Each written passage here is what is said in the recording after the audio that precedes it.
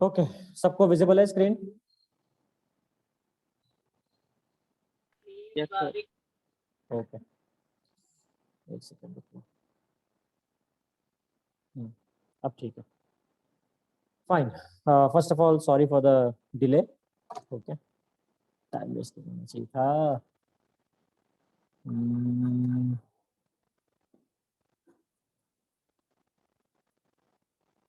हमने कौन सा प्रोग्राम ट्राई किया था? कुछ तो आइटम वाला प्रोग्राम ट्राई किया था, ये वाला किया था, राइट? है ना, जिसमें बताया था कि यहाँ पर सी आउट ए भी नहीं होगा, सी आउट नम और कॉस्ट होगा, याद है ना? Yes sir. हाँ, मिस्टेक था इसके अंदर, तो ध्यान से फॉलो अप पढ़ना बुक अगर पढ़ोगे तो।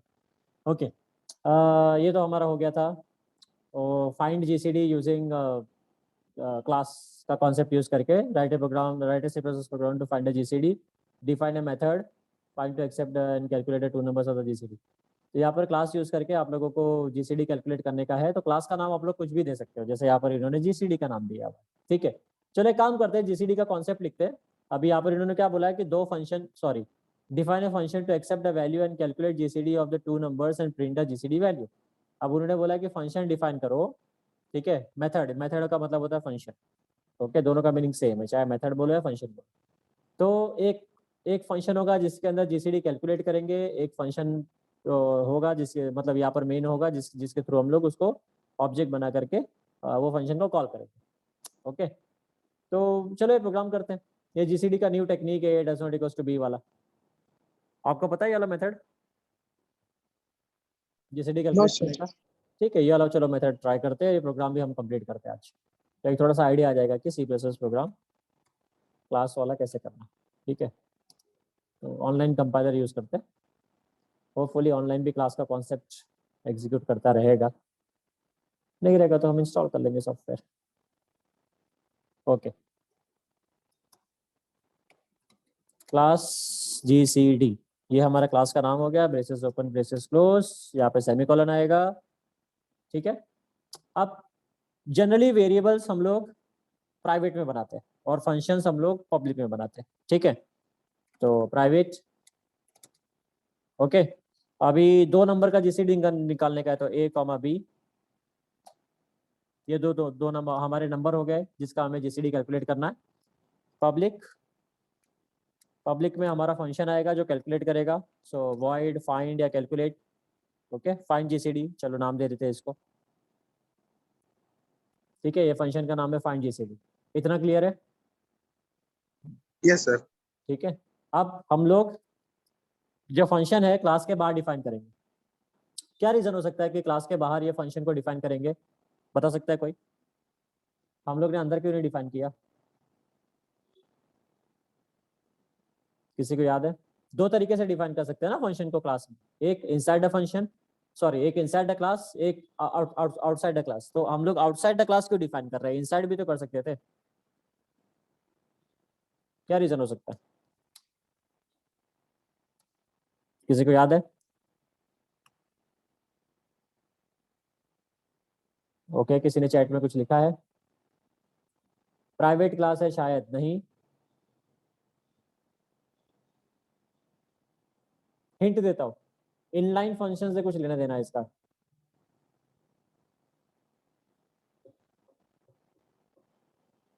इनलाइन फंक्शन से कुछ कनेक्शन है इस पॉइंट का, कि आउटसाइड द क्लास कब डिफाइन करेंगे और इनसाइड द क्लास फंक्शन को कब डिफाइन करेंगे। क्लिक हो रहा है? नहीं हो रहा? कोई बात नहीं, आप लोग पढ़ाई नहीं करते हो तो क्लिक कैसे होगा? ये देखो, आउटसाइड द क्लास डेफिनेशन और इनसाइड द क्लास डेफिनेशन, इसमें देखो एक इंपॉर्टेंट पॉइंट है। ये देखो, when a function is defined inside a class, it is treated as inline function. Normally only small functions are defined inside the class definition. दिखा? तो अगर कोई सिंपल स्टेटमेंट होगा ना, एक दो लाइन वाला कोड होगा फंक्शन का डेफिनेशन में, अगर एक दो लाइन होंगे तो ही हम लोग इनसाइड द फंक्शन डिफाइन करते हैं, वरना अगर कुछ ज्यादा लॉजिक वाला पार्ट है तो उसको outside the function, outside the class define करते हैं। जैसे देखो यहाँ पर देखो एग्जांपल में एक सिंगल लाइन था, सी आउट प्रोग्रामिंग इज फन, तो इसको हम लोग इनसाइड डिफाइन कर सकते हैं क्योंकि ये इनलाइन के तरह ट्रीट होने वाला है। ठीक है, अगर ज्यादा कॉम्प्लिकेटेड कोड है जैसे जीसीडी के एग्जांपल में, पूरा कैलकुलेशन करना का हमें, तो ये जो पूरा कैलकुलेशन वाला पार्ट बहुत ज्यादा कोड है, इसमें व्हाइल लूप है, बहुत सारी चीजें हैं, इसीलिए इसको आउटसाइड द क्लास डिफाइन करेंगे। समझा? अब क्लियर है कि कैसे पता चलता है कि इनलाइन इनसाइड डिफाइन करना है कि आउटसाइड डिफाइन करना है? क्लियर है सबको? ठीक है। Yes sir. वैसे कोई हार्ड एंड फास्ट रूल नहीं है। अगर तुमने इनसाइड डिफाइन किया तो इनलाइन फंक्शन इग्नोर हो जाता है ना, किसी किसी सिनारियो में 4 केसेस में इग्नोर होता है, याद है? अगर कुछ लूप होगा तो, क्योंकि इनलाइन फंक्शन कमांड नहीं होता, याद है कि नहीं याद है? अगर अगर लूप ज्यादा मतलब कोड के अंदर फंक्शन के डेफिनेशन में ज्यादा कोड होंगे तो इनलाइन फंक्शन को नॉर्मल फंक्शन ही ट्रीट करता है C++, याद है कि नहीं?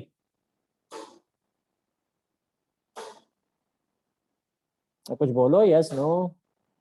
Yes, sir. हाँ, तो वही वाला लॉजिक लॉजिक यहाँ पर भी यूज होता है। इतना कॉम्प्लिकेटेड, इतना कंफ्यूज मत हो जाओ। ठीक है, आउटसाइड द क्लास का डेफिनेशन का सिंटेक्स बताओ।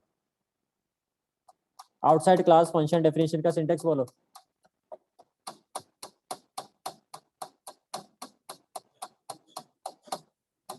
वॉइड फाइंड जीसीडी को मेरे को आउटसाइड द क्लास डिफाइन करना है, डेफिनेशन लिखना है, सिंटेक्स बोलो कैसे लिखो।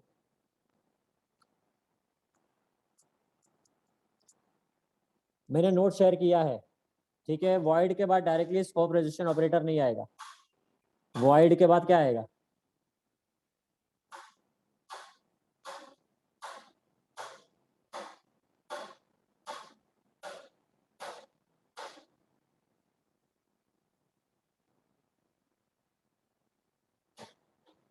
मैंने पूरा पीडीएफ शेयर किया था, फिर भी आप लोगों ने नहीं पढ़ा तो फिर क्या कर सकता, बताओ? अभी तो घर पर ही आके पढ़ाना पड़ेगा आप लोगों को।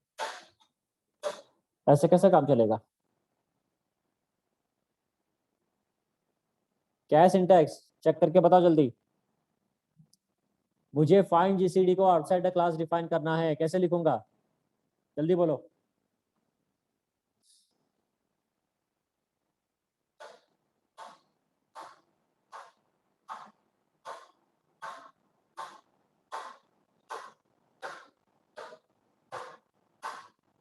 लेक्चर के बीच में किसी को ठाक ठुक करने का।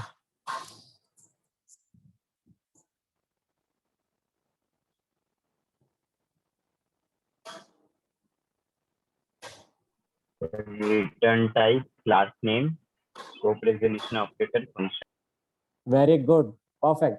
तो वही सिंटैक्स अगर फॉलो करके हम लोगों को लिखना होगा तो कैसे लिखो? वॉइड, मेरा रिटर्न टाइप हो गया, क्लास नेम क्या है? GCD, very good. फिर एसआरओ ऑपरेटर, फिर फंक्शन नेम, फंक्शन नेम क्या है? Find GCD.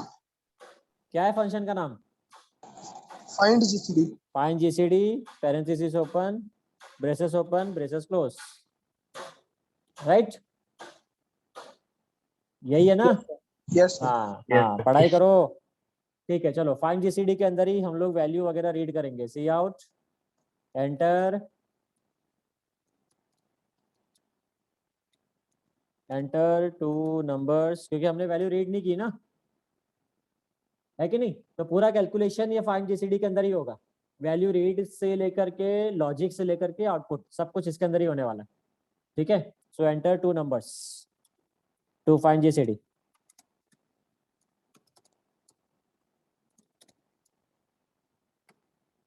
ओके, तो जो दो नंबर रीड करेंगे वो रहेगा ए और बी, क्योंकि ए बी हमने प्राइवेट में डिक्लेयर करके रखा है। तो याद है कि जो चीज प्राइवेट में डिक्लेयर करते हैं वो पब्लिक फंक्शन एक्सेस कर सकता है, राइट? हमने एग्जांपल देखा था, कौन सा एग्जांपल देखा था? ये नंबर वाला, ये ऊपर वाला, राइट? देखो, शो करने के लिए जब हमने ये यूज किया था नंबर और कॉस्ट, तो प्राइस डिस्प्ले हो रहा था, है कि नहीं? है ना? तो सेम फंडा यहाँ पर रीड करने के लिए भी यूज हो सकता है। ठीक है, तो चलो रीड कर लिया। अब एक वे है जिससे हम लोग जीसीडी कैलकुलेट कर सकते हैं, वो है व्हाइल लूप यूज करके। इसमें क्या सिंटैक्स फॉलो होता है कि while a does not equals to b, पहले मैं लिखता हूँ फिर देखते हैं कि कितना किसको समझता है, फिर हम लोग इसको सॉल्व करेंगे। While a does not equals to b, जब तक a और b इक्वल नहीं होते तब तक क्या करने का है? तब तक मुझे कंपेयर करने का है कि इफ कैपिटल क्यों लिख रहा हूँ मैं? इफ कैप्स लॉक ऑन हो गया।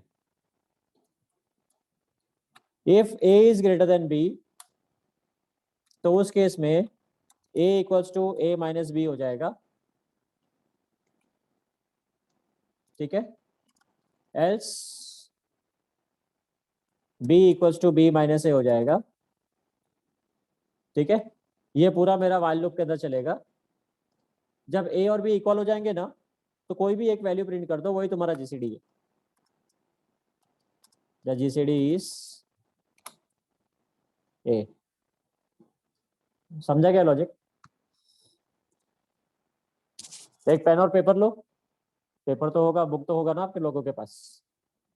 उसमें ना 2 नंबर एज्यूम करो, ठीक है। सब लोग एक ही नंबर एज्यूम करो ताकि कैलकुलेशन के लिए सबके लिए इजी रहे। समझो फॉर एग्जांपल a का वैल्यू है, let us assume that the value of a is 7, ठीक है, and the value of b is 15, okay. इसका जीसीडी क्या होगा? 1, राइट। ग्रेटेस्ट कॉमन डिवाइजर ना, है कि नहीं? तो अब ये वाला जो लॉजिक मैंने यहाँ पर लिखा है ना, ये लॉजिक में a का वैल्यू 7 डालो, b का वैल्यू 15 डालो और एग्जीक्यूट करो, देखो तुमको आंसर 1 आता है कि नहीं। चलो सब लोग करो।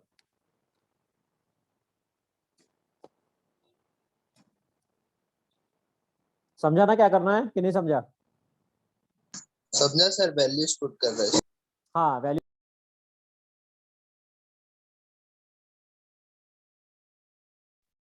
और देखो आप लोगों को आंसर आता है कि नहीं।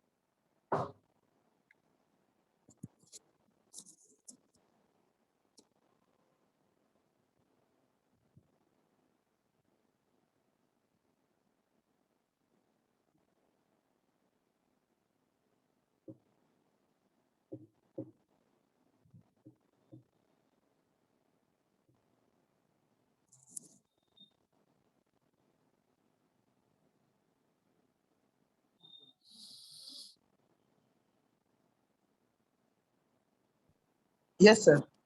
आया ना 1? हाँ सर। राइट। अभी सिंपल सा चेंज करते हैं, यहाँ पर b का वैल्यू 14 लेते हैं। अब आंसर आना चाहिए 7, देखो आता है कि नहीं। a 7 है, b 14 हो गया, अब आंसर आप लोगों को 7 आना चाहिए। यस सर, आ रहा है। सब लोग ने ट्राई करके देखा? किसी को भी डाउट है लॉजिक में? अगर आप लोगों ने ट्राई किया होगा तो डाउट नहीं रहना चाहिए। 7 और 14 वाले भी ट्राई करके देखो।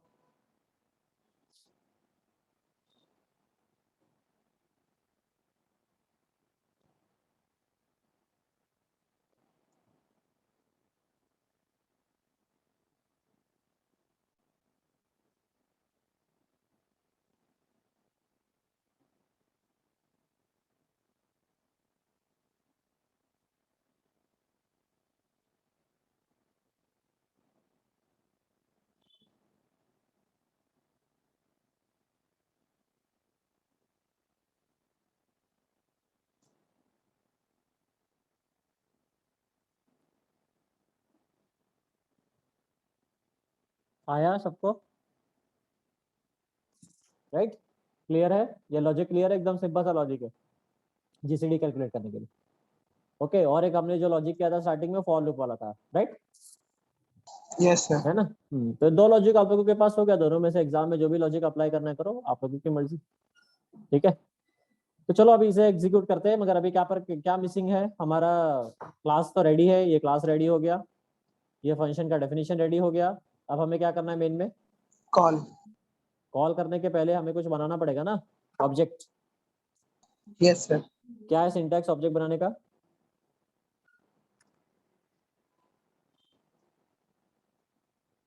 क्लास का ऑब्जेक्ट कैसे क्रिएट करते हैं, क्या सिंटैक्स?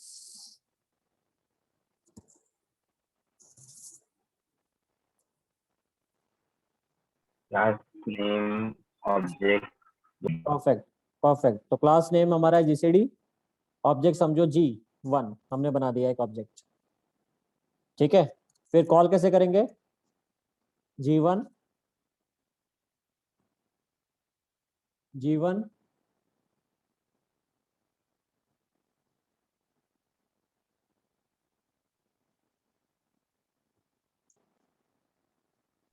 कैसा होगा call? G1 dot find GCD. Perfect, G1 dot find GCD. ठीक है, कुछ पैरामीटर में पास नहीं करना, तो यहाँ पर भी कुछ लिखने की जरूरत नहीं है। ठीक है, चलो एग्जीक्यूट करते हैं, लेट्स सी ये ऑनलाइन वर्क करता है कि नहीं।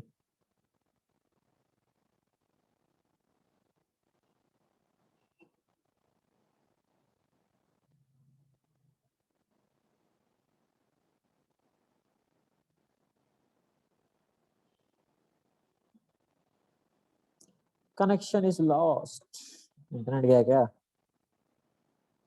पहले तो कॉपी कर लो प्रोग्राम को।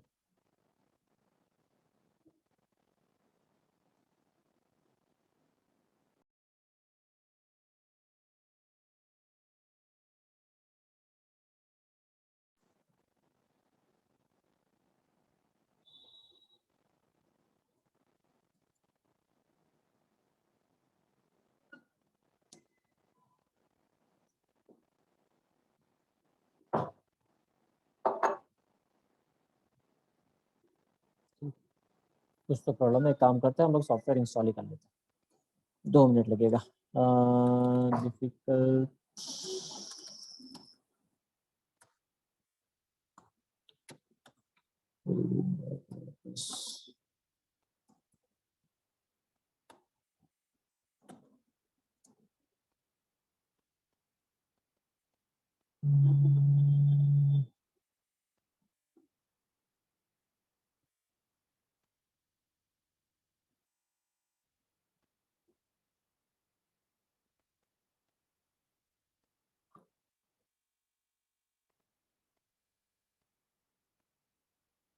नहीं, ये नहीं चाहिए।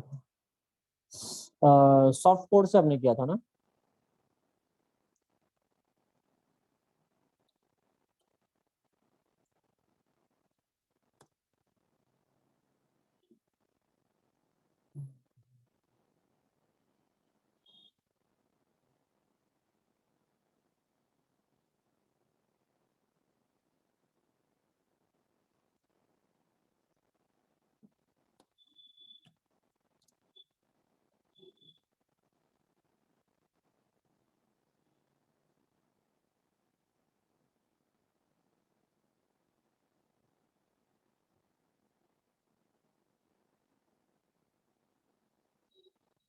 हम्म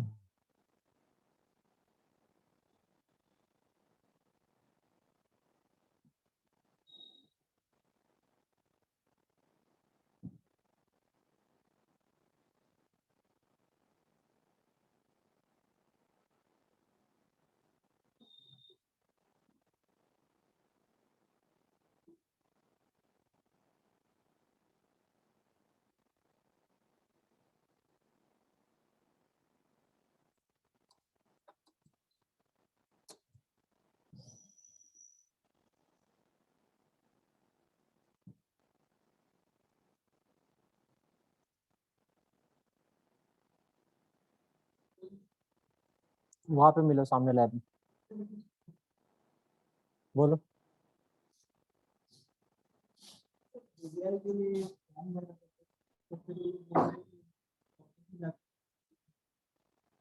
कॉलेज में जाके जिस कॉलेज में एडमिशन लेना है वहाँ पे जाना पड़ेगा ना फिर। तो आपको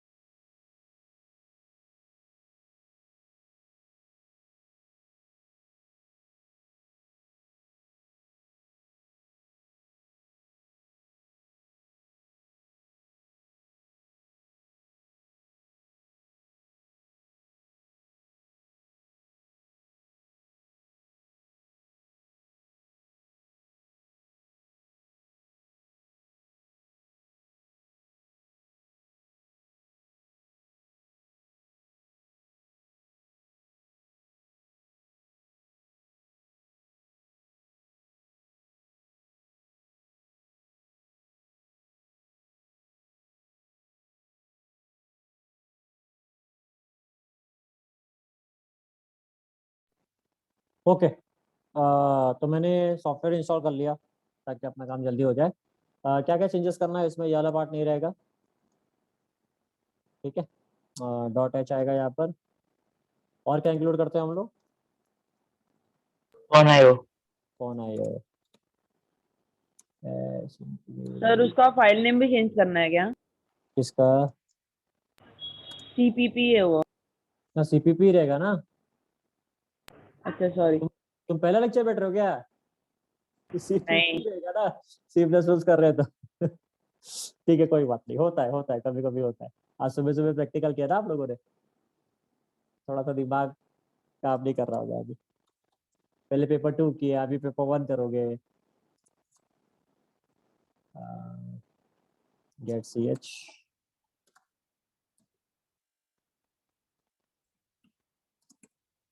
सी L R S C. Okay, ठीक है, करेक्शन तो कर दिया अपने हिसाब से। सेव कर देते और कंपाइल करते। क्या बात है, एक भी एरर नहीं है, वेरी गुड। एग्जीक्यूट करते। चलो 7 10 15 के लिए पहले ट्राई करते। जीसीडी 1 करेक्ट है। अब ट्राई करते हैं हम लोग 7 और 14 के लिए।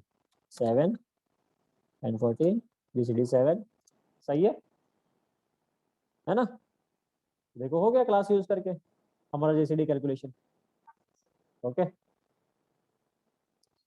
तो अभी ये प्रोग्राम गो थ्रू करो लाइन बाय लाइन। ओके, फिर हम लोग देखते हैं कि और नेक्स्ट प्रोग्राम कौन सा करना है। मैं यहाँ पर फिर से ओपन कर देता हूँ कोड आप लोगों के लिए पूरा। ये देखो एक बार पूरा कोड चेक करो, कुछ अगर नहीं समझा है तो पूछो, ठीक है।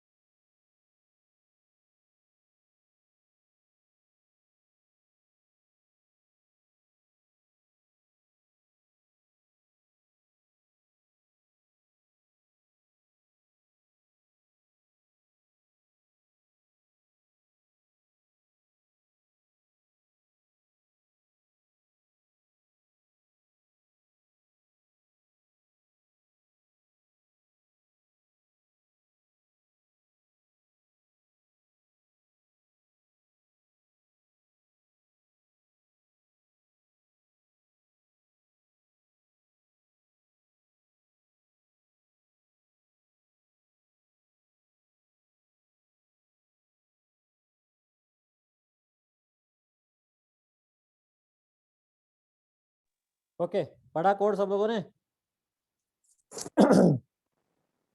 हाँ,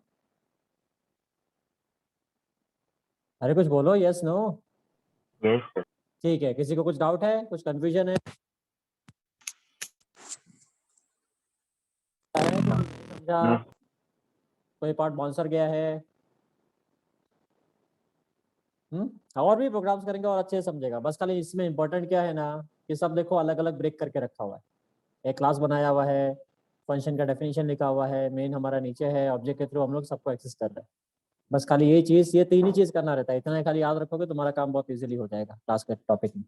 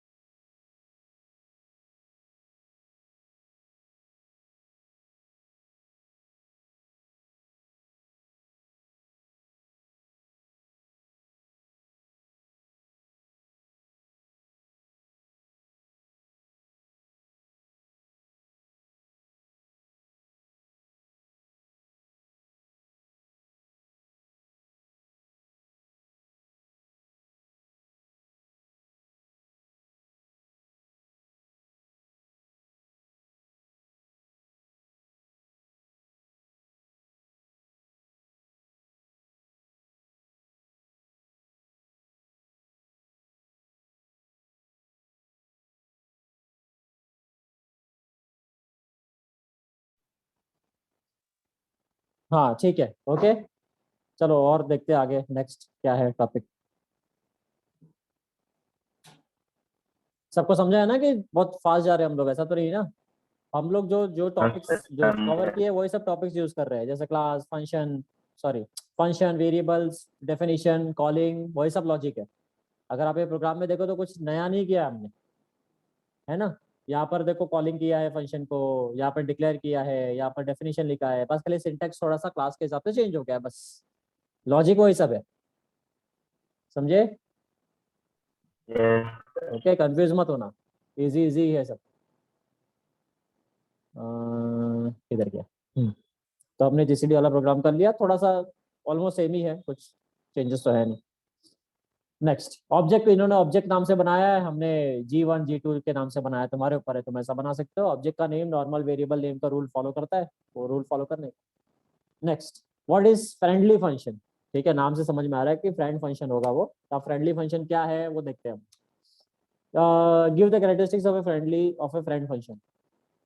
C++ allows the common function to be made friendly with more than one classes, thereby allowing the function to have access to the private data of the class. Such a function need not be a member of any classes. ठीक है, ये बहुत line बहुत important है कि जो friend function होते हैं वो किसी क्लास के मेंबर नहीं होते। जैसे अपने ग्रुप में भी ऐसा कोई होता है ना, एक जो जो सारे ग्रुप में होता है। कभी नोटिस किया है? ऐसा कोई लड़का या लड़की होगी तुम्हारे ग्रुप में, जो जो सारे ग्रुप में होगी, ऐसा उसका कोई एक फिक्स ग्रुप नहीं होगा।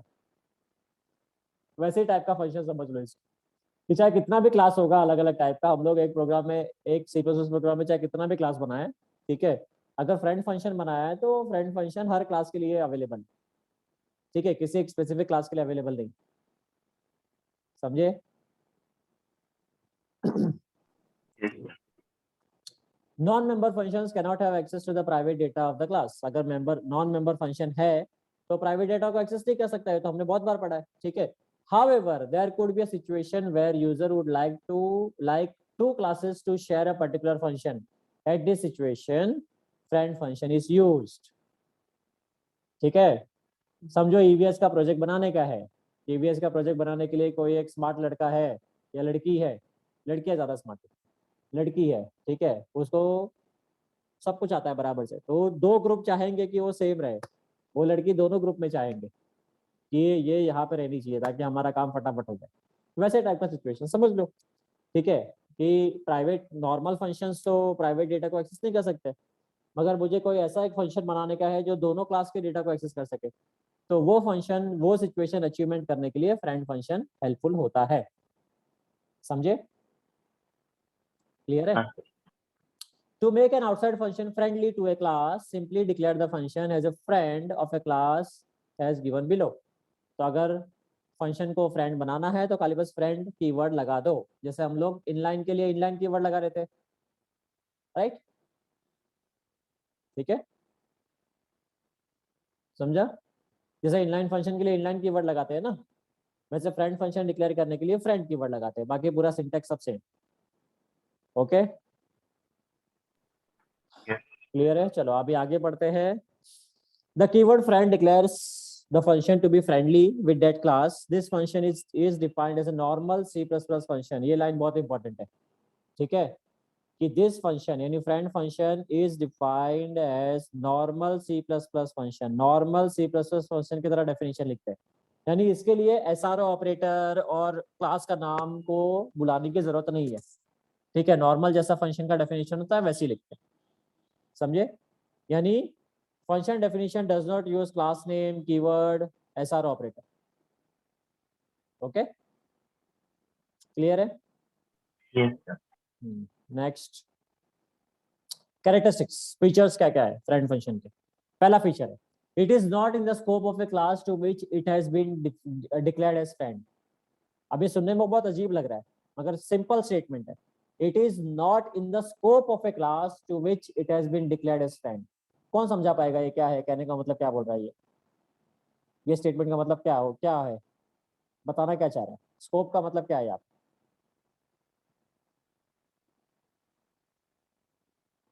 कोई बोलना चाहेगा? एनीवन? माइक ऑन करके बोलो।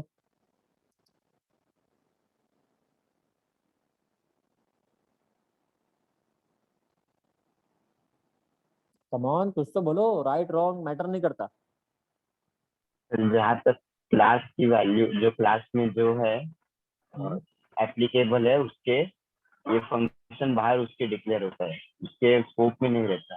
जैसे स्कोप रिजोल्यूशन ऑपरेटर में एक मेन ए ऊपर रहता है और ओके ओके ओके, हाँ मतलब थोड़ा थोड़ा तुम्हारा पॉइंट क्लियर था कि एसआरओ ऑपरेटर यूज करने की जरूरत नहीं है, ठीक है, और डायरेक्टली ये मेंबर फंक्शन को एक्सेस कर सकता है, डेटा को एक्सेस कर सकता है, तो ये उससे बंधा हुआ नहीं है, ठीक है। जो क्लास है उससे उससे बंधा हुआ नहीं है। ऐसा नहीं है कि अगर मतलब इसको कॉल करने के लिए या इसको डिफाइन करने के लिए हमें क्लास का यूज, क्लास की हेल्प, क्लास के ऑब्जेक्ट की हेल्प की जरूरत पड़ेगी, राइट?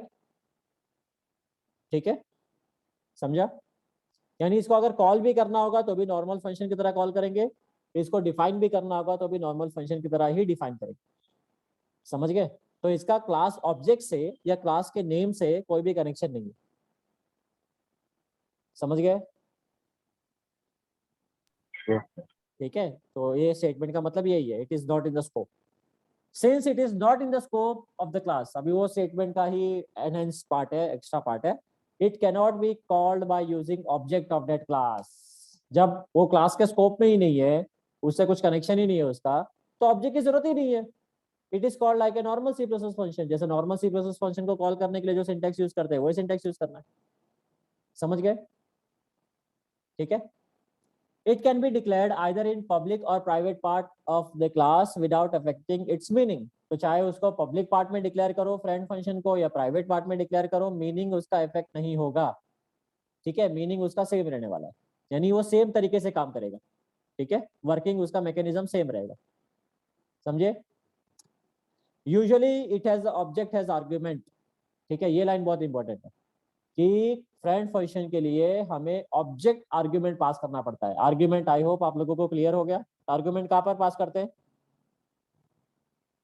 आर्ग्यूमेंट कहाँ पर और कब पास करते हैं, कौन बताएगा?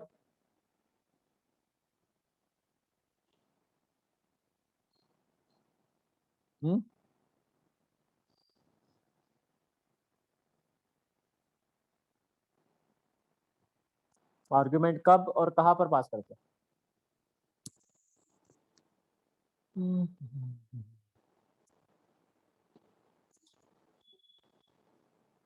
कम ऑन, बोलो, राइट रॉन्ग मैटर नहीं करता।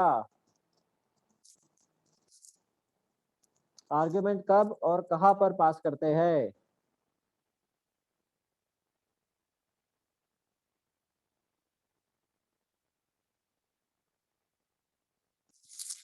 फोर्टी फाइव प्लस स्टूडेंट्स है, कोई नहीं, 40 हो गया यार, कम हो रहा है काउंट, ठीक है कोई बात नहीं। तो 40 स्टूडेंट्स है, फिर भी कोई बोलना नहीं चाहता, ऐसा कैसे काम चलेगा बताओ? आगे चल के आप लोगों को एमएनसी में जॉब करने का है, अच्छी कंपनी में जाने का है, तो बोलने में इतना डरते हो, ऐसे कैसे काम चलेगा? यहाँ पर तो फिजिकली हम लोग एक दूसरे को देख भी नहीं रहे, तो आप लोग नहीं बता पा रहे हो, सामने सामने तो आप लोगों का मुंह ही नहीं खुलेगा फिर। तो फंक्शन में कॉल करते समय, फंक्शन को कॉल करते समय, परफेक्ट, फंक्शन को कॉल करते समय हम लोग आर्गुमेंट पास करते हैं, मगर कहाँ पे पास करते हैं? स्पेसिफिक लोकेशन है ना, फंक्शन को कॉल करते वक्त हम लोग कहाँ पे पास करते हैं, कहाँ पे लिखते हैं आर्गुमेंट? पैरेंथेसिस के अंदर, राइट? फंक्शन जब कॉल करते हैं तो जो पैरेंथेसिस होता है उसके अंदर हम लोग आर्गुमेंट को लिखते हैं। आर्गुमेंट यानी नॉर्मल वेरिएबल ही होता है, क्लास के केस में ऑब्जेक्ट होता है। क्लियर है सबको?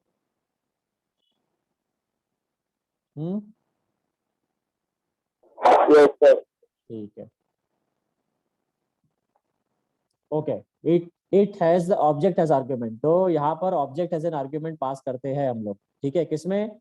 जब फ्रेंड फंक्शन को कॉल करते हैं, ठीक है। तो यहाँ पर देखो लिखा नहीं है कि while calling the friend function we pass object as an argument, यहाँ पर अंडरस्टूड है कि अगर आर्गुमेंट बोला है तो फंक्शन को कॉल कर रहे हैं, समझ गए? ओके, कुछ चीजें अंडरस्टूड होती है, कुछ चीज लिखने की जरूरत नहीं होती। Next, fifth point, it cannot access the member function directly and has to use an object name and dot operator with each member name। अब ये सुनने में थोड़ा अजीब लग रहा है कि अभी तो बोला था कि सेकंड पॉइंट में कि वो स्कोप में नहीं होता, उसको डायरेक्टली एक्सेस कर सकते हैं, ऑब्जेक्ट की जरूरत नहीं होती। अब यहाँ पर ऐसा बोल रहे हैं कि वो मेंबर फंक्शन को डायरेक्टली एक्सेस नहीं कर सकता, ये क्या है? दो अलग अलग स्टेटमेंट क्यों बोल रहे हैं लोग, है ना? Yes sir. है ना? अभी देखो सेकंड स्टेटमेंट का यहाँ पर मीनिंग ये है कि नॉर्मल फंक्शन की तरह इसको ट्रीट करना, ठीक है, यानी इसका डेफिनेशन और कॉलिंग नॉर्मल फंक्शन की तरह होगा, मगर जो वेरिएबल्स हमने डिक्लेयर करके रखे हैं क्लास के अंदर प्राइवेट में, ठीक है, जो भी वेरिएबल्स प्राइवेट या पब्लिक में डिक्लेयर करके रखा है वो फ्रेंड फंक्शन डायरेक्टली एक्सेस नहीं कर सकता, इसीलिए हम लोग ऑब्जेक्ट पास करते हैं एज एन आर्गुमेंट। आप समझा? ठीक है, आप समझा कि नहीं समझा? देखो एग्जांपल देता हूँ सिंपल सा, ठीक है। समझो हमने दो क्लास बनाए, ठीक है, मान लो दो क्लास हमने क्रिएट किया है, क्लास ए क्लास बी, ठीक है। दोनों क्लास में हमने फ्रेंड फंक्शन एक डिक्लेयर किया है जो दोनों क्लास के वेरिएबल्स को एक्सेस कर सकता है, यानी दोनों क्लास के अंदर रहेगा वो, ओके। अब जब हम लोग फंक्शन कॉल करेंगे तो ये कैसे पता चलेगा कि क्लास ए का कॉल हो रहा है फंक्शन कि क्लास बी का कॉल हो रहा है, जो भी फ्रेंड फंक्शन है वो, है कि नहीं? समझ रहे हो ना मैं क्या बोलना चाह रहा हूँ कि नहीं समझ रहा? लिख के समझाऊं?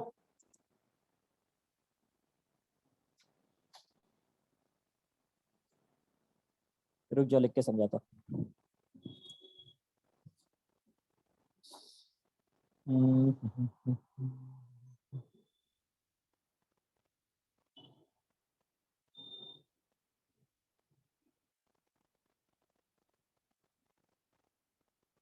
ठीक है,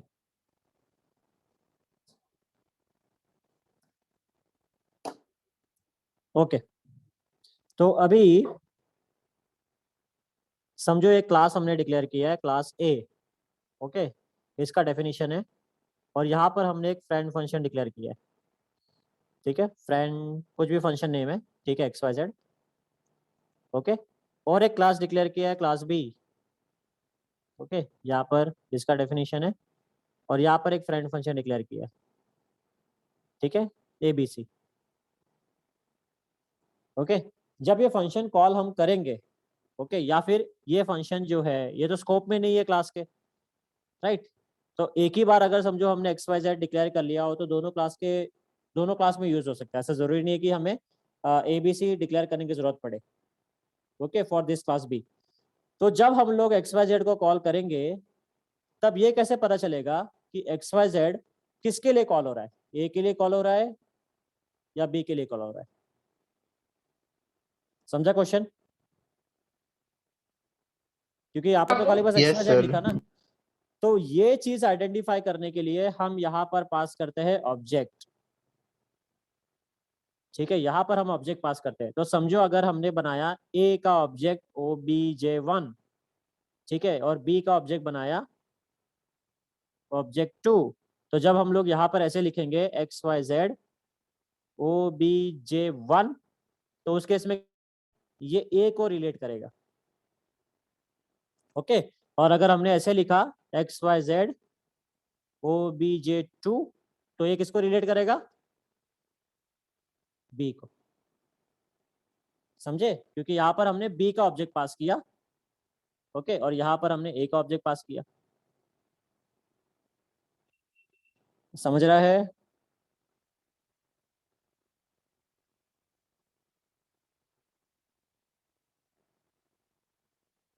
Yes, sir. ठीक है, Yes, तो sir. इसीलिए यही स्टेटमेंट लिखा हुआ है आप लोगों का। मैं स्टॉप करता हूँ, वो स्टेटमेंट फिर से रीड करते हैं। ठीक है, इस चीज को ध्यान में रखते हुए जरा स्टेटमेंट रीड करते हैं कि ये जो फोर्थ और fifth statement, usually it has object as an argument, it cannot access the member function directly and it has to use an object name and dot operator with each member name। आप समझे? इसलिए हम लोग object पास करते हैं as an argument, ताकि identify कर सके पहली बात कि कौन से क्लास को एक्सेस करना है, कौन से क्लास के मेंबर फंक्शंस या मेंबर वेरिएबल्स को एक्सेस करना है।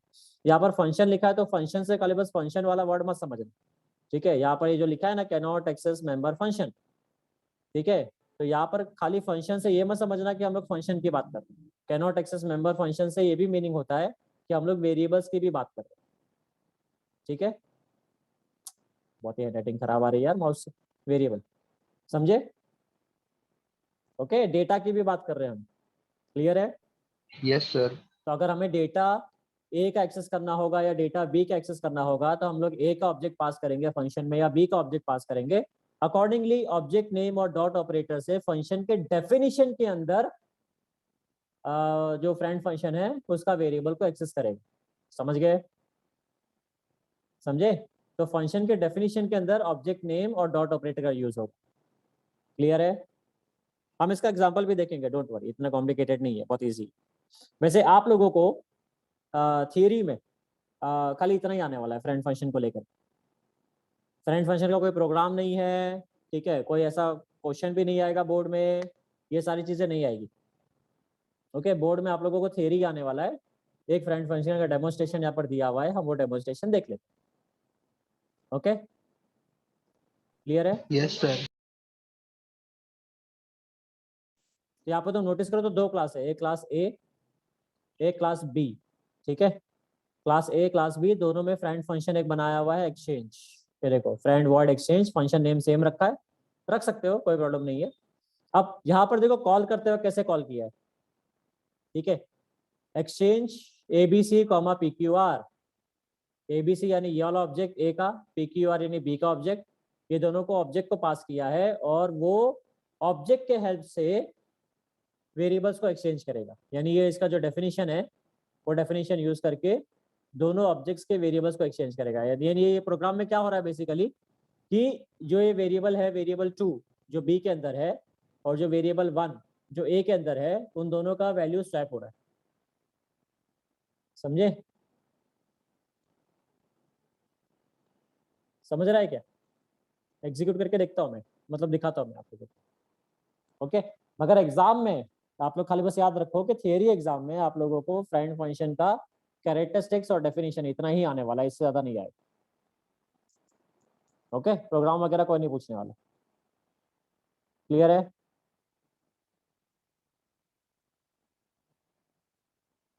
अरे कुछ बोलोगे? Yes no? Yes, yes, sir. Yes, sir. तो प्रोग्राम हम अपने अंडरस्टैंडिंग के लिए करने वाले हैं ये। ठीक है, तो यहाँ पर दो क्लास क्रिएट किया है, यानी क्लास हम लोग ऐसे भी डिक्लेयर कर सकते हैं, नॉर्मल क्लास डिक्लेयर कर दो, उसका डेफिनेशन बाद में भी लिख सकते हैं, जैसे यहाँ पर किया हुआ है। देखो क्लास ए यहाँ पर डिक्लेयर किया है, मगर डेफिनेशन देखो यहाँ पर किया हुआ है।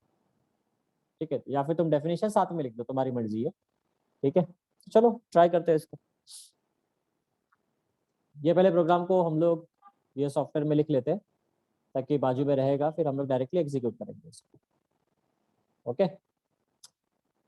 तो new file hash include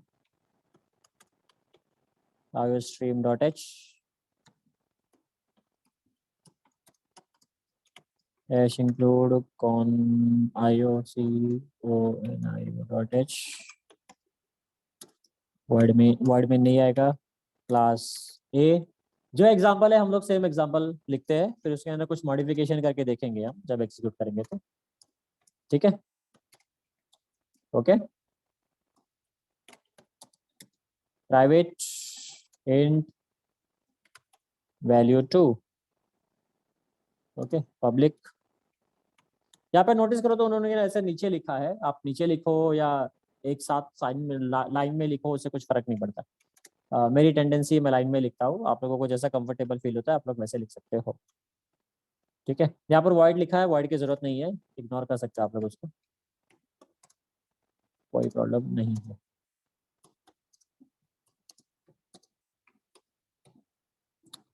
okay, so value 2 यानी जो वेरिएबल है, ठीक है, उसके अंदर हम लोग 12 कितना 21 असाइन कर रहे हैं।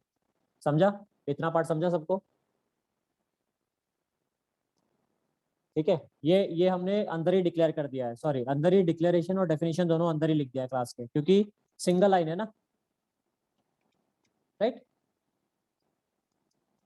Yes okay, single line of code है तो आप लोग अंदर ही डिक्लेरेशन और डेफिनेशन क्लास के इनसाइड ही लिख सकते हो। मल्टीपल लाइन ऑफ कोड होगा तो आप लोगों को बाहर लिखने का। ठीक है, outside the class definition use करना। ओके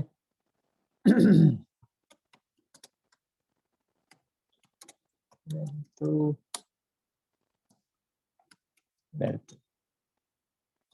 ओके, तो हम लोगों ने डिस्प्ले कर दिया। अब यहाँ पर एक फ्रेंड फंक्शन डिक्लेयर कर रहे हैं हम, फ्रेंड void swap exchange। ठीक है, तो हमने एक्सचेंज नाम का फंक्शन बनाया है जो फ्रेंड जिसका जिसका टाइप void है, और फ्रेंड फंक्शन रहेगा ये, ताकि हम लोग वैल्यू को एक्सचेंज कर सकें। यहाँ पर हम लोग एक्सचेंज करने के लिए रेफरेंस वाला कॉन्सेप्ट यूज कर रहे हैं, याद है ना, पास बाय रेफरेंस, है नहीं? Yes sir. एम्परसेंड बी, अभी इन्होंने उल्टा लिखा है, क्यों लिखा है पता नहीं, हम लोग एम्परसेंड ए एम्परसेंड बी लिखते हैं, देखते हैं कैसे होता है, अगर नहीं हुआ तो चेंज करेंगे। ठीक है, तो दो वेरिएबल पास होगा। ओके, तो ये हमारा हो गया, यहाँ पर मेरा क्लास क्लोज हो गया बी। अब ए का डेफिनेशन आएगा, तो मैं काम करता हूँ, उसको कॉपी पेस्ट कर लेता हूँ। डिक्लेरेशन ए का पहले ही कर दिया था, क्लास का डेफिनेशन यहाँ पर लिख रहे हैं हम लोग नीचे। ओके, देखते हैं अभी ए के अंदर क्या क्या है। प्राइवेट के अंदर वैल्यू 1 है ए में, ठीक है। गेट डेटा नहीं रहेगा, यहाँ पर इन्होंने गेट यूज किया है, यहाँ पर वैल्यू 1, और वैल्यू 1 के अंदर वैल्यू है 12। तो डिस्प्ले के लिए इन्होंने यूज किया डिस्क, और यहाँ पर वैल्यू 1, और यहाँ पर वैल्यू 1 को डिस्प्ले कर रहे हैं। बाकी फ्रेंड फंक्शन सेम है, उसमें कुछ चेंजेस नहीं है। ठीक है, फ्रेंड वर्ड एक्सचेंज वो सेम रिपीट हो गया। ठीक है, नेक्स्ट अभी आ जाएगा हमारा फ्रेंड फंक्शन का डेफिनेशन, राइट, है ना? तो exchange definition,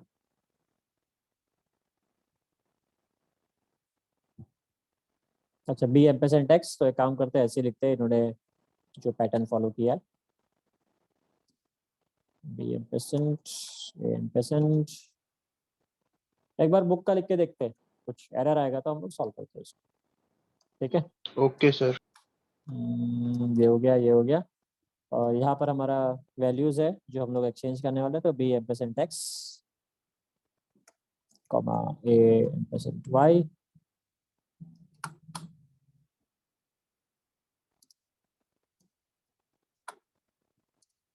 braces open, braces close.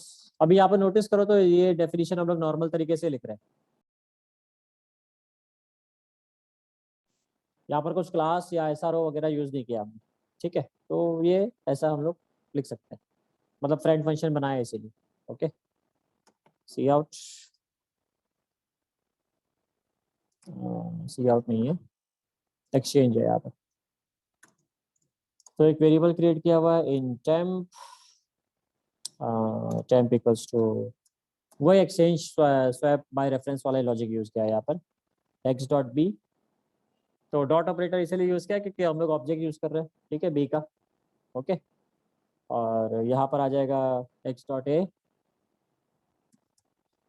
Exchange में, तो वाई डॉट ए। ओके, और फिर finally Y dot A equals to 10। Okay, ये हमारा डेफिनेशन हो गया। फाइनली वर्ड में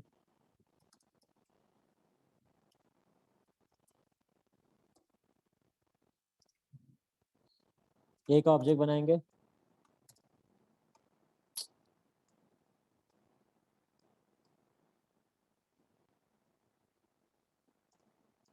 ए बी सी, फिर बी पी क्यू आर, ठीक है। ए का ऑब्जेक्ट हो गया, बी का ऑब्जेक्ट हो गया, A B C dot get हमने कॉल किया, राइट। तो गेट के पास जाते हैं, गेट में क्या लिखा हुआ है, वैल्यू असाइन हो रहा है ना, ये देखो यहाँ पर, है ना, क्लियर है, क्लियर है ना। जब हमने गेट कॉल किया एबीसी के थ्रू तो वैल्यू असाइन हो जाएगी। हाँ ओके, सर। उसके बाद फिर P Q R dot gate data call होगा। जब गेट डेटा कॉल होगा पी क्यू आर के साथ, तो ये वाला फंक्शन कॉल होगा, ठीक, बी वाला, है ना। तो वैल्यू 2 के अंदर 21 असाइन हो जाएगा। ओके, फिर सी आउट डिस्प्ले कर रहे हैं बिफोर एक्सचेंज।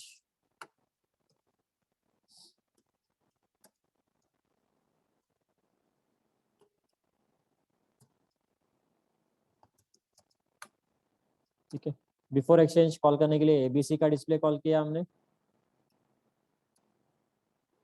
राइट, और पी क्यू आर का डिस्प्ले कॉल किया हमने।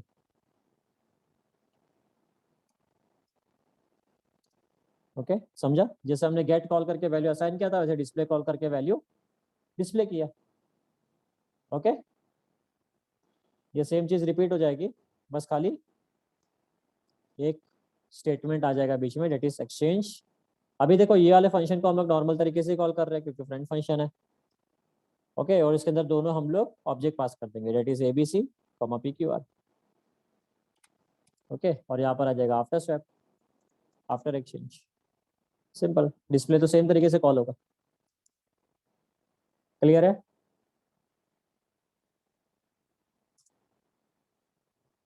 अब इसको सेव करते हैं, एग्जीक्यूट करके देखते हैं। फ्रेंड फ्रेंड एक्सचेंज ई एक्स स्वैप, तो FRNDSWAP friend swap dot CPP। Okay, चलो सर्वर से प्रोसेस चालू करते हैं।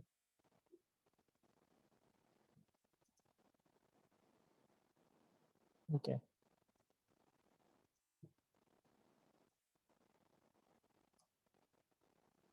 फाइल ओपन,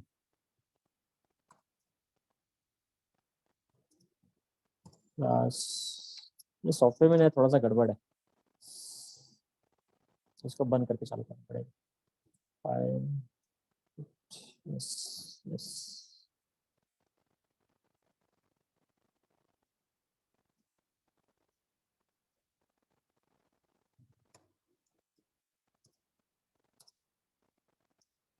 ठीक है। यहाँ पर कुछ मिस किया था क्या हमने? हाँ, क्लियर स्क्रीन और गेट सीएस मिस किया।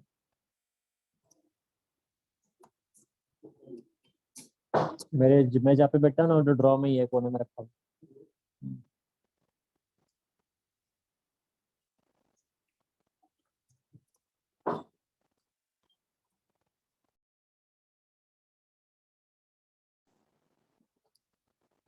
फाइल सेव,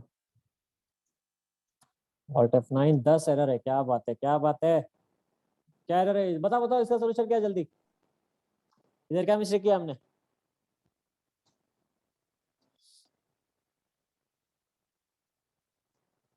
बोलो, सुना दे रहा है कि नहीं, आवाज आ रही है कि नहीं? यस हाँ बताओ, क्या एरर है इधर ये वाला लाइन में? Hello sir. Hmm, hello sir, हाँ बोलो। ये डेटा तो है, दो पर आएगा ना? यस, ये ना इसी की बात कर रहा है ना? Yes sir. हाँ ठीक है, चलो एक हो गया, एक एरर सॉल्व हो गया।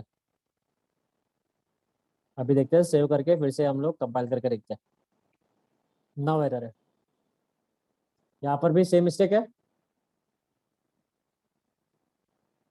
हाँ यस सर। ठीक है, वेरी गुड। सेव करते हैं, फिर से कंपाइल करते हैं।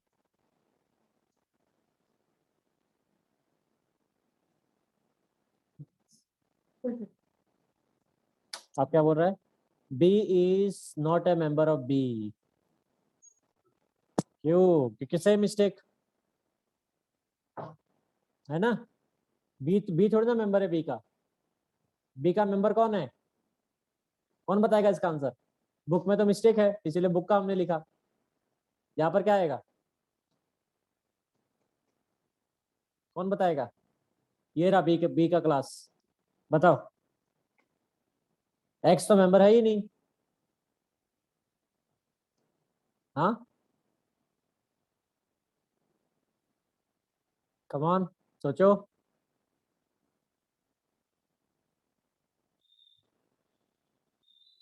क्या आएगा यहाँ पे?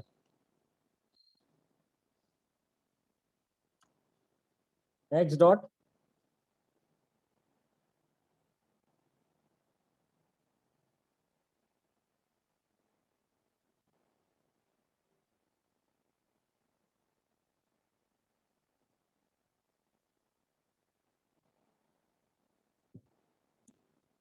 आवाज आ रही है ना?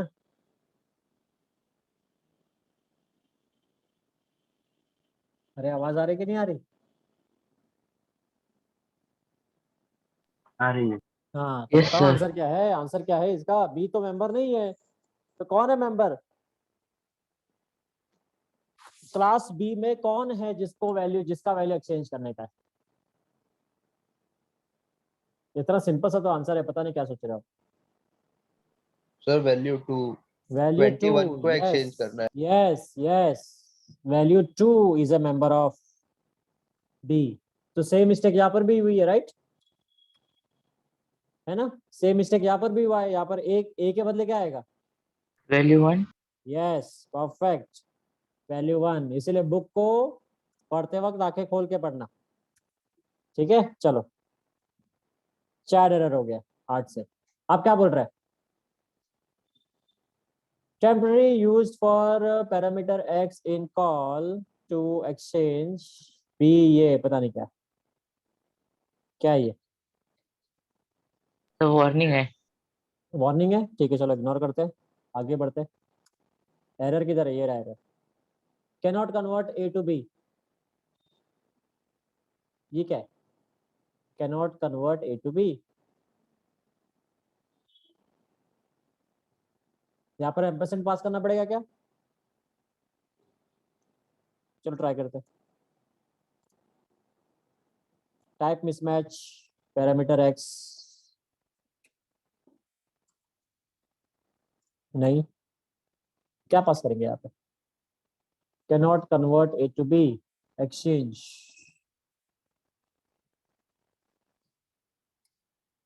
B ampersand x.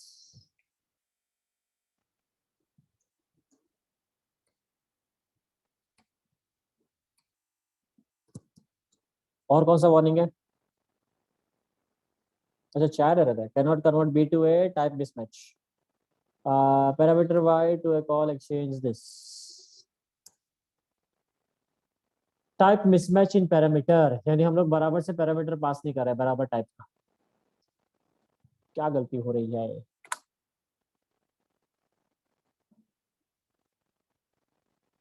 यहाँ पे से बी हटा दो क्या, ए बी, लेट्स सी, क्योंकि ऑब्जेक्ट तो पास कर ही दिया है ना हमने। क्या बात है, आप क्या बोल रहे हैं? एक्सपेक्टेड, हाँ ये गड़बड़ होगी, एक्सपेक्टेड तो होना नहीं चाहिए, एक्सपेक्टेड नहीं होना चाहिए, मगर डेफिनेशन है ना, तो डेफिनेशन में मेरे ख्याल से ऐसा कुछ आएगा ना।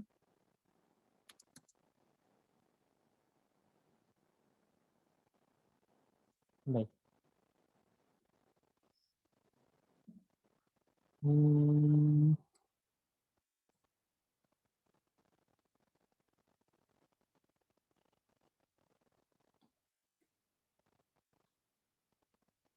तो अगर एम्परसेंड पहले लिखूंगा यहाँ पर भी,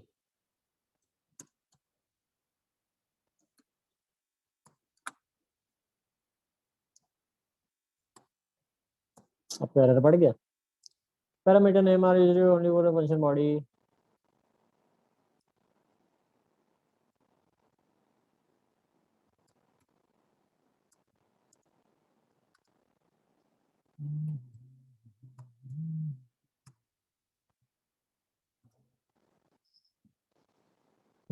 आप क्या बोल रहे हैं? Value two is not accessible,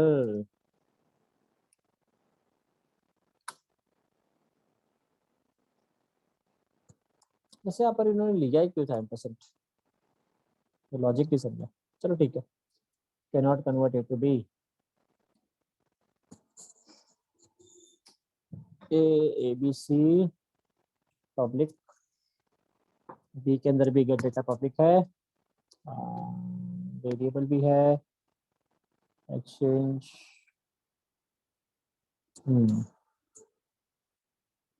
और देखते क्या एरर है,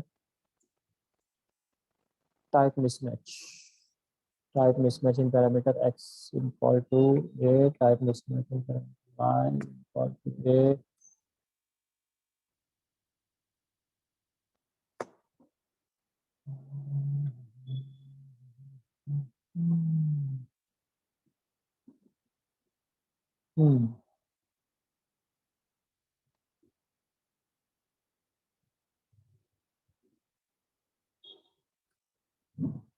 ठीक है चलो, ये आप लोगों का भी असाइनमेंट है, मेरा भी असाइनमेंट है, हम लोग इसका सोल्यूशन ढूंढेंगे। ठीक है, मैं आप लोगों को कोड ग्रुप में वो अपना वो है ना फोल्डर, गूगल ड्राइव, उसमें शेयर कर दूंगे। ठीक है, तो आपको और हमको, हम दोनों का सोल्यूशन ढूंढने का है कि बुक के अंदर इन्होंने क्या मिस्टेक की है जिस वजह से हमें आंसर नहीं मिला। ठीक है, क्लियर है?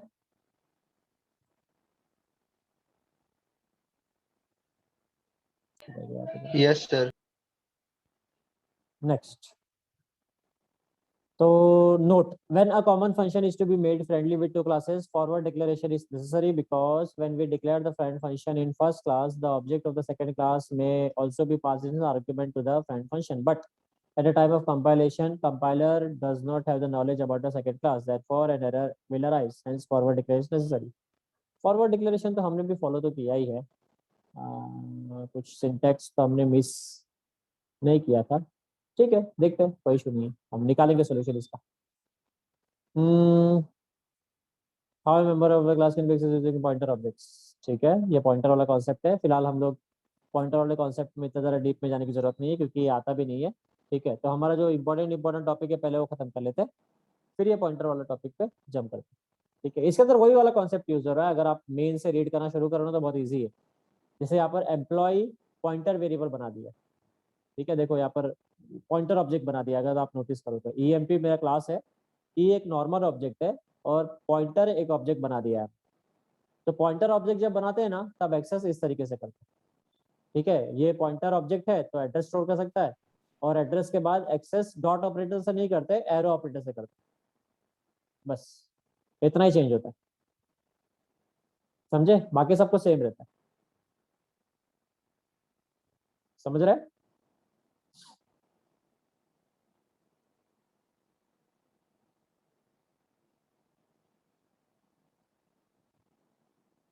समझ रहा है कि नहीं समझ रहा?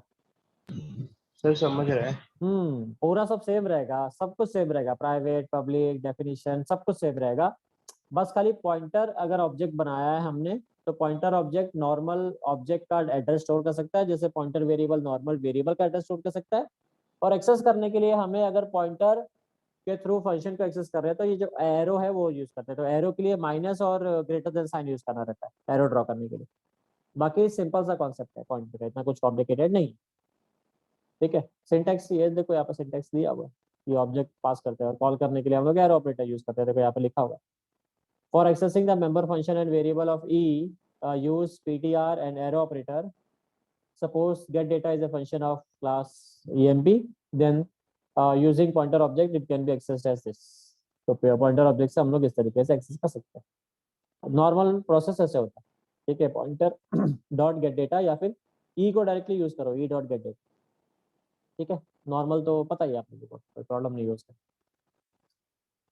ओके, तो ये वाला पॉइंटर का कॉन्सेप्ट है।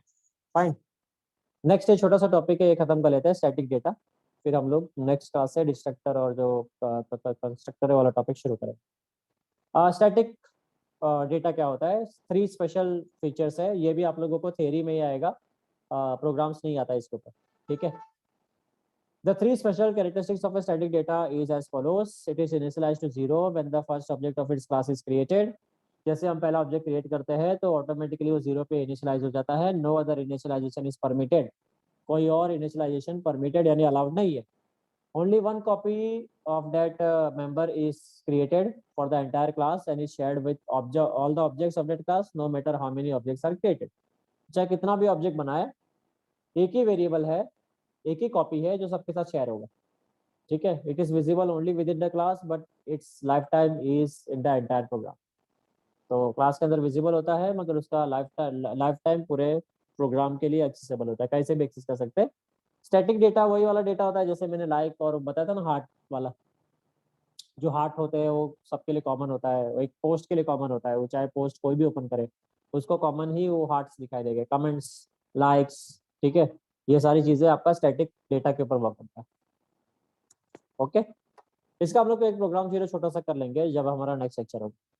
तो अभी नेक्स्ट लेक्चर में हम लोग एक प्रोग्राम देखने वाले हैं स्टैटिक का, दूसरा इसका जो एरर है वो सॉल्व करने वाले हैं। तो ये जो हमारा नेक्स्ट लेक्चर का असाइनमेंट है और हम लोग ये वाला टॉपिक स्टार्ट करने वाले हैं। ठीक है, यस सर। ओके, तो ये मैं वीडियो शेयर कर दूंगा आप लोगों के साथ। तो हम लोग मिलते हैं नेक्स्ट लेक्चर में। तो किसी को कुछ डाउट, कुछ क्वेश्चन, कोई क्वेरी? नहीं? हाँ, तो पूछो।